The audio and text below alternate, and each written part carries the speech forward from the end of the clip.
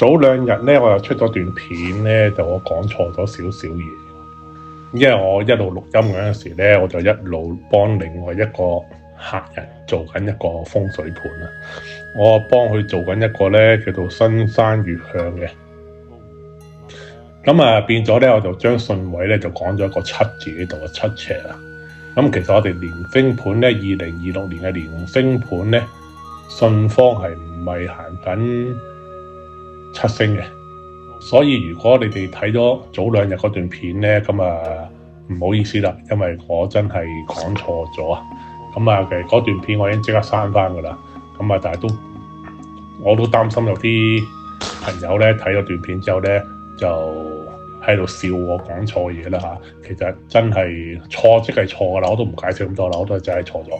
咁我而家就改翻正啦。咁啊，嚟到第二集啦，第二集嘅年星盤啦，2026年嘅丙午年年星盤啦。咁啊，大家都知道啦，2026年嘅年星係一運入中啦。咁一運入中嘅話咧，我都要數一數先啦，再驚都講錯啦。東位震方咧就88度噶啦，咁啊東南巽方咧就真係九紫林噶啦。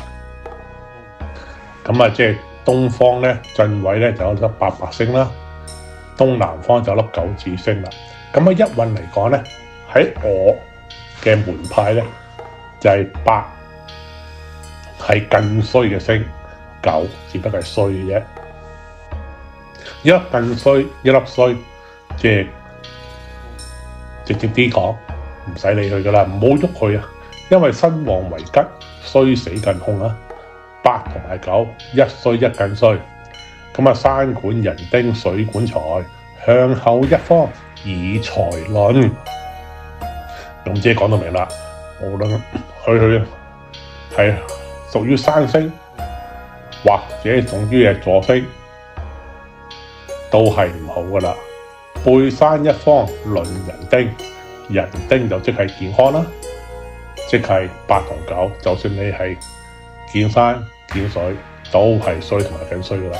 所以呢兩方面咧，不宜見水，又不宜向背山啊，即係你面向唔會有水，背脊唔會有山。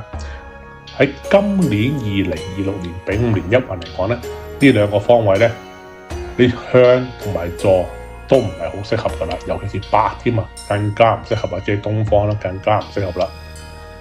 咁啊，震方本身就屬木啦，可唔可以用8星土嘅力咧？咁樣木本身係克土嘅，所以8星已經俾震方嘅木咧克住咗噶啦。咁我就問我啦，師傅啊，土生金喎，咁我哋攞啲金落去攝一攝土嘅力得唔得啊？係衰星啊，宜攝不宜克。你諗到呢樣嘢咧係好嘅，但係唔好忘記，我哋震方本身都係屬木噶啦，你擺啲金落去，更加將木嘅力量咧削咗佢喎。所以呢個位都係唔好搞佢為主啦。咁啊，巽位五行都係木啦。咁啊，頭先都講過啦，巽位就係九紫林啦。九就好少少嘅，都係衰啫，唔係更衰嘛。即係比更衰好啲啲啦，係啦。九紫咧係屬火嘅，咁巽位係屬木嘅，火燒就木生。嗱，呢句説話要留意下啦。木生火啊，即係佢火係會泄去木嘅力度噶啦。生者可當泄啊嘛，火就會泄去木嘅力度噶啦。雖然九運喺下元九運係屬於旺星，但係今年巽位咧，再加上今年年運星係衰星咧，所以咧呢個位都只不過係不過不失嘅啫，盡量都唔好用佢。今集講完啦。